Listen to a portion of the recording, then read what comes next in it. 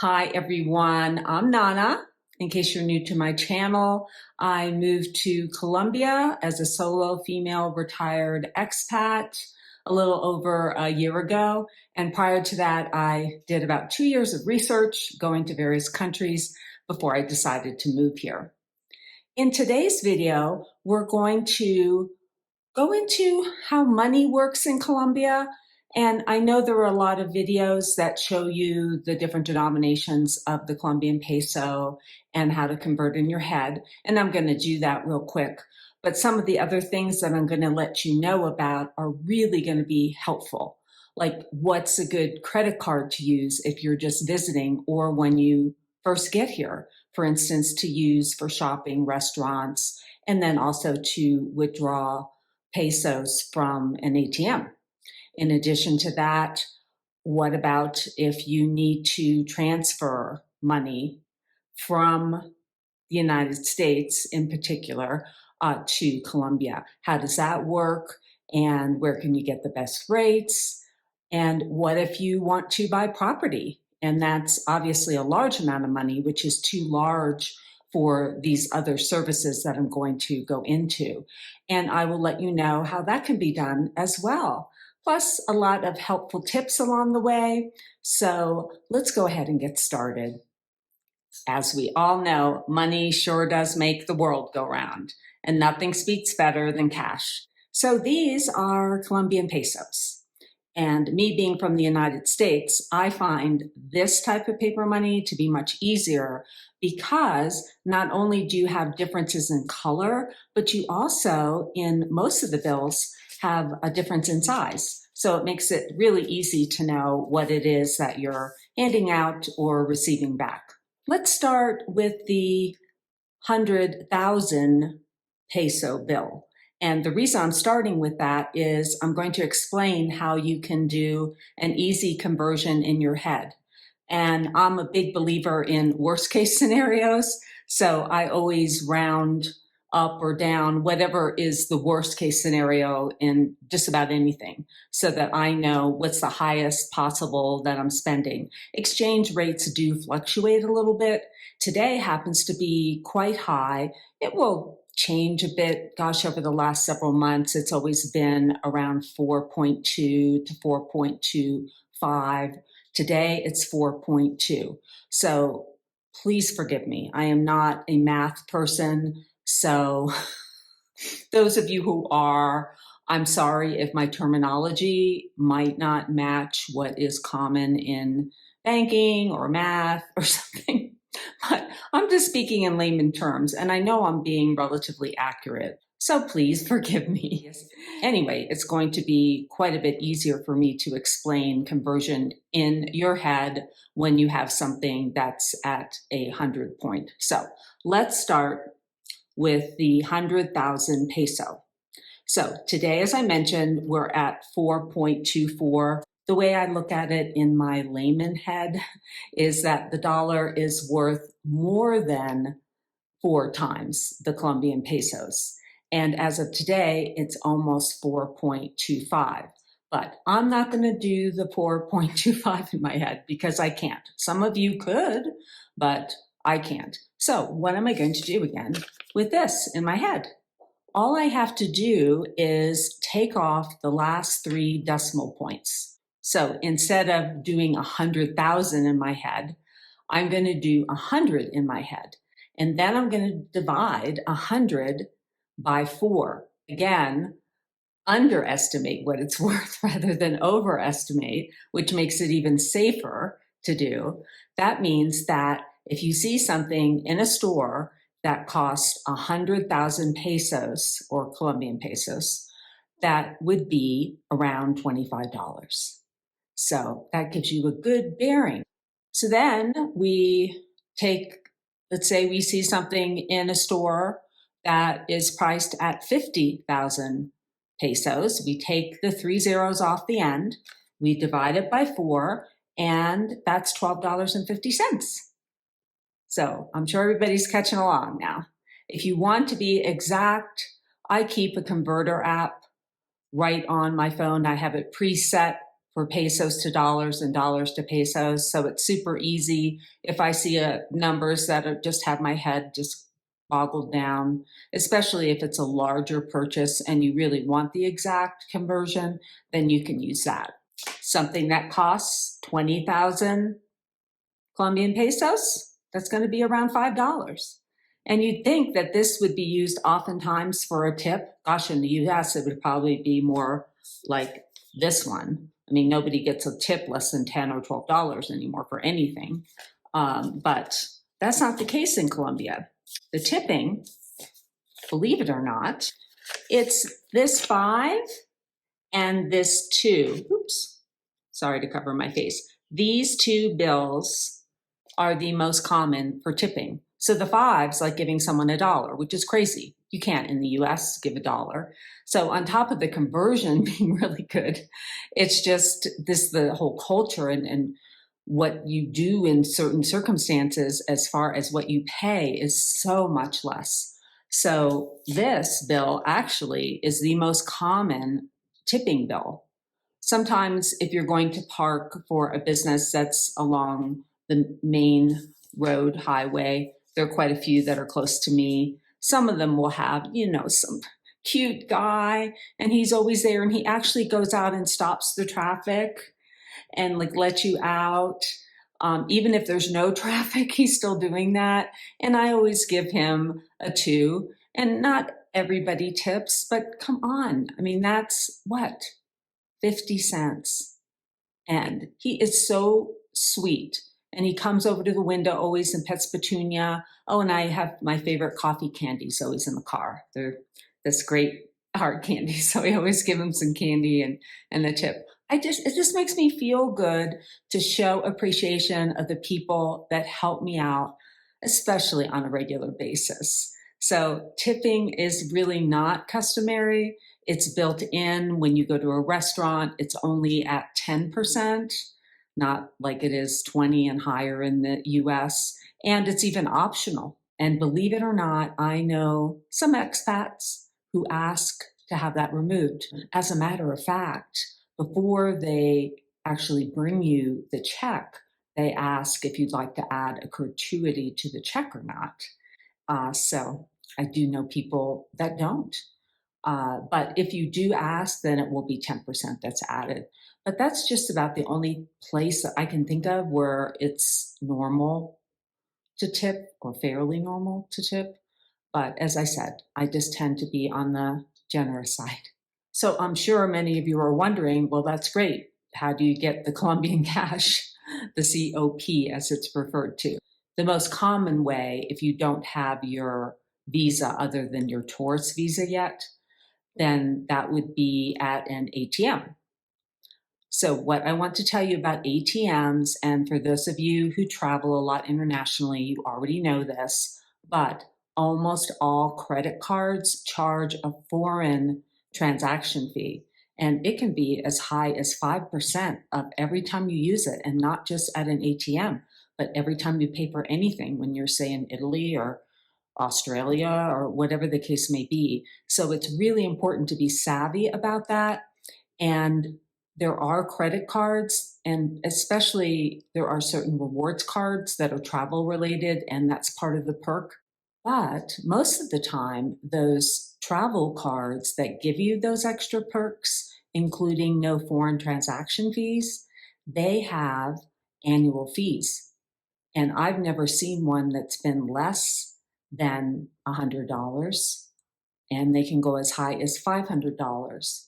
But I know there are travel cards out there that have less fees, but the most popular card to use for purchases in foreign countries, particularly in Colombia, but it's good all over, is a Charles Schwab checking card, which, just like a debit card, it works on credit. In other words, you don't have to put a PIN number in. And Charles Schwab, I'm sure most of you are familiar with the name, it's a brokerage firm. But what's great about their debit card is There is no minimum deposit in this checking account you open with them, and there's no annual fees, and there are no foreign transaction fees. And if any are slapped on at the time of purchase, then at the end of each month, you are reimbursed for all of those fees. So it's a great, great card to have. And the other nice thing too is that you can transfer money from your regular checking account, say in the US, and then transfer more money over into your checking account quickly, just like you would, in a bank. And you can have more money in there if you need it. So all of that is at your fingertips on your cell phone while you're here. And I'm going to go over the steps on using the Charles Schwab card at the ATM. And this is going to be very important information, and also for those that use credit cards that give you those perks. So what you do here in Colombia is, first and foremost, you go to an ATM, obviously. I mean, I wouldn't do this anywhere. In a well-lit area, I prefer to use the ones that are not outside on a street, but I have a very good one, a Colombia, that's the biggest bank in Colombia. They have 2 machines inside my local supermarket, which is gorgeous. If any of you have not seen the food shopping video I did, I show everyone Karuya, and it's a gorgeous store. So right over by the checkout are 2 not Bank of America, Colombia ATM machines, and I just use those there. So I know it's a safe and secure place. The first thing you do, obviously, is you insert your card. The very first option you are asked is if you want to proceed in English or Spanish. So there you go. Super simple. You won't have the language barrier. The next step is they're going to ask you to enter your PIN, and just like any ATM machine, that has a sort of little cup over it. But what I always do is over the cup, I kind of extend my other hand to enter my PIN. It's just something I've always done, no matter where I am, what country. So then after you put your PIN, it's going to ask if you want to accept the transaction fee. And you're going to tell, in this case, I'm telling Colombia, go right ahead, charge away, charge me that fee. It's a 2%, 5%, I don't care, because I'm getting it back. So you just say yes to that. And then after that, it's going to ask you if you want to accept the conversion. Well, that sounds very innocent, but it's not. What Colombia, or whoever the bank is that has that ATM machine, they're asking you to accept their conversion rate instead of the official conversion rate, which is the best rate. So you do not want to accept the conversion. You just say no, and then it proceeds, and it's going to ask you the amount, obviously, of how much. The machine that I use goes up to 600,000 pesos. So I'm not going to do the math in my head, but you can. You're just going to take the 3 zeros off, divide that by 4. If that's not enough, I just stick the card back in.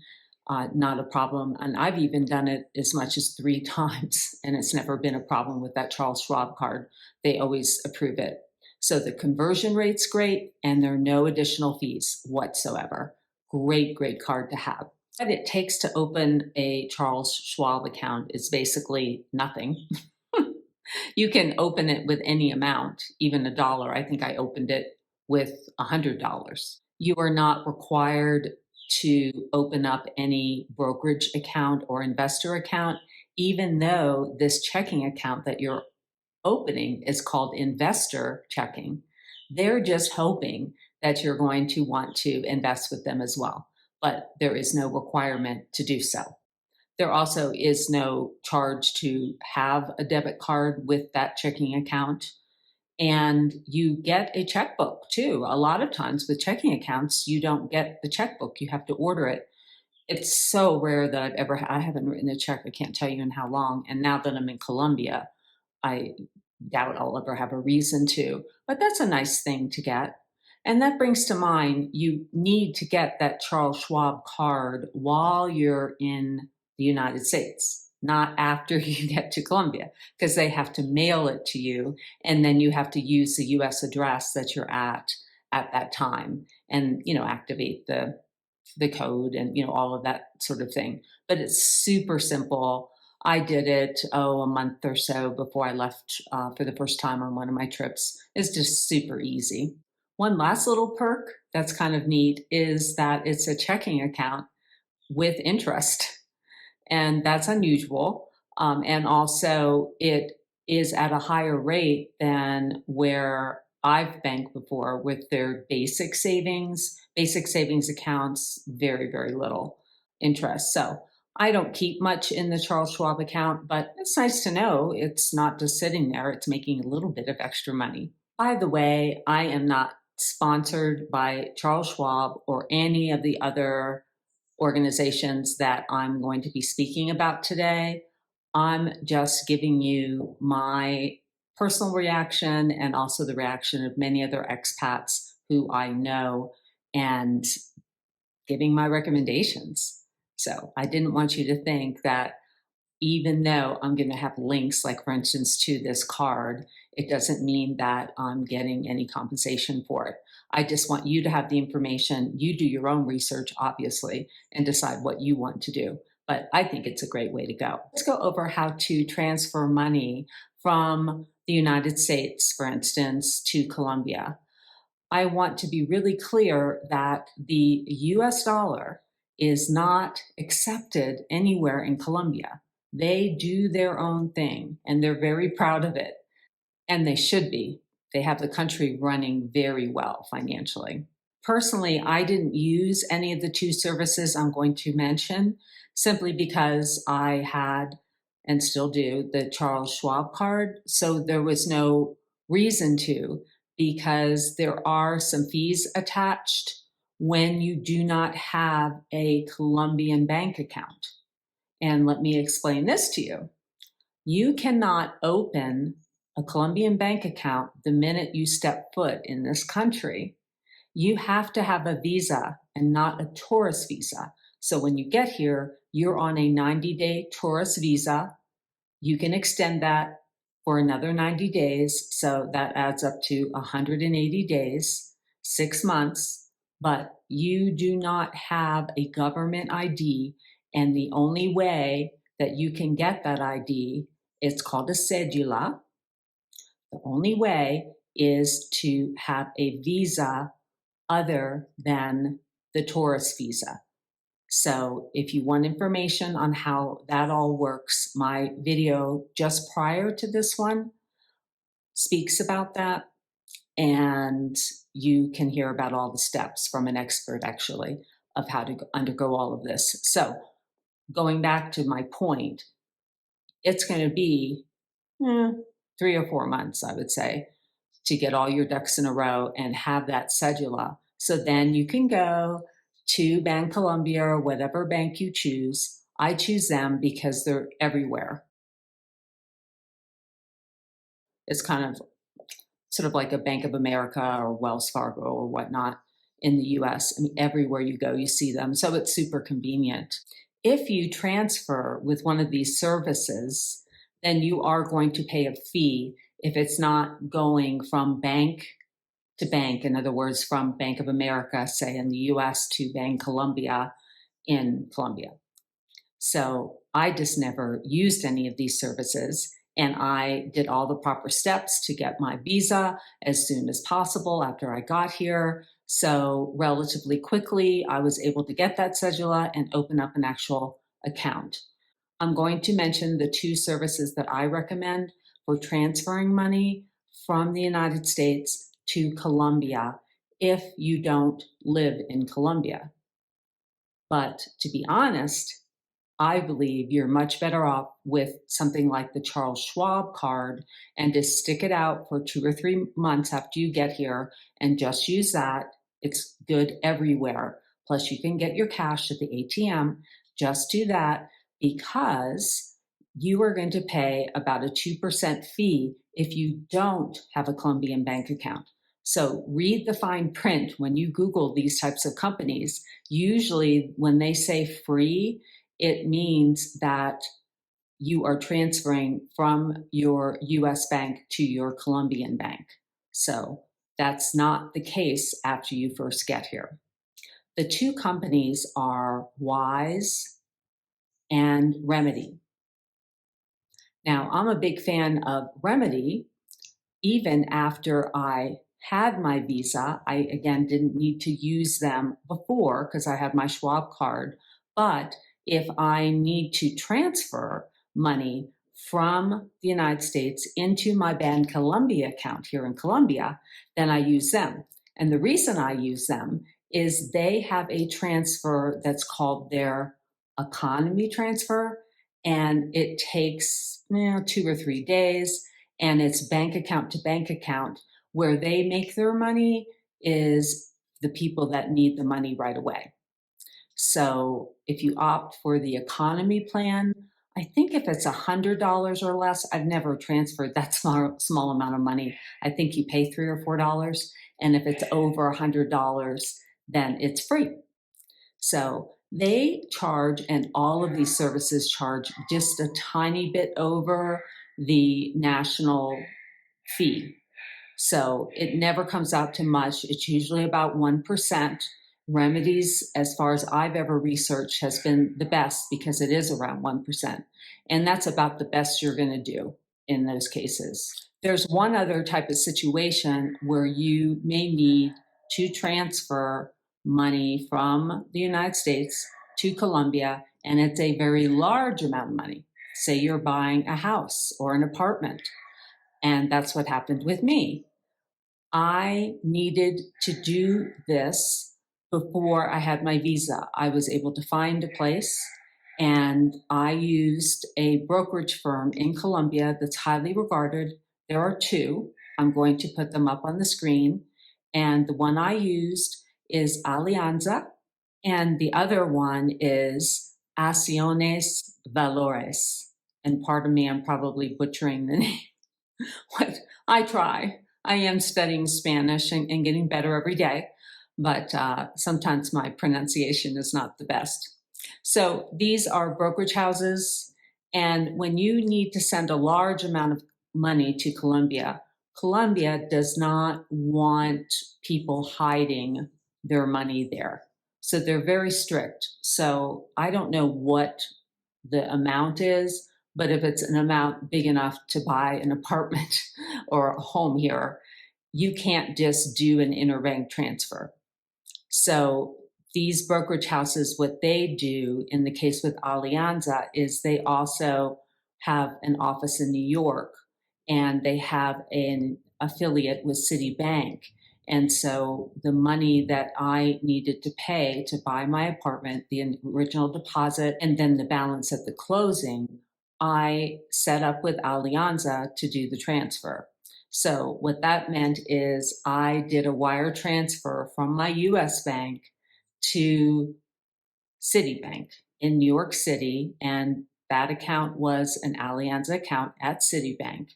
And then they take that money, it goes through the federal bank in Colombia so it can be registered. So Colombia knows it's good money and they will accept it. And then it gets in your brokerage account at Alianza, which you have access to. That's your account, that's your money, and you can use it whenever you want. So when you're doing a real estate transaction, always have an attorney. Don't try to do it on your own. So your attorney then sets everything up so that for the deposit and then also for the balance at the closing, that's all done through Alianza. Seamless process for me. Alianza is a huge company, similar to a Merrill Lynch, for instance, and very trustworthy, not a problem whatsoever. So that's how you move larger amounts of money. And yes, there is a fee to do that, and that's in the 1% range. Again, you can't move money into Colombia without paying a little bit, but it's look at how much you're saving. I mean, my gosh, I got this condo for a quarter of what it would have cost in the United States. So, I mean, if I have to pay a measly 1% in order to do that, fine, not a big deal. So, my last piece of important information is just use common sense and do your research. You can save a lot of money in Colombia or anywhere that's new to you just by talking to other people who you know and who you trust. I live in a gorgeous apartment complex here where I bought, they're actually condos, but we call them apartments in Colombia. Most of my neighbors are Colombian and they are either retired professionals like doctors, lawyers, or if they work, they are able to work from home and have very good jobs. And they've lived here all their lives. So they understand how everything works. Great source of information is to talk to your neighbors. Second great source is your Facebook friends that you make from the expat groups in your area. I wouldn't trust just comments that you get on there because you don't know who you're talking to.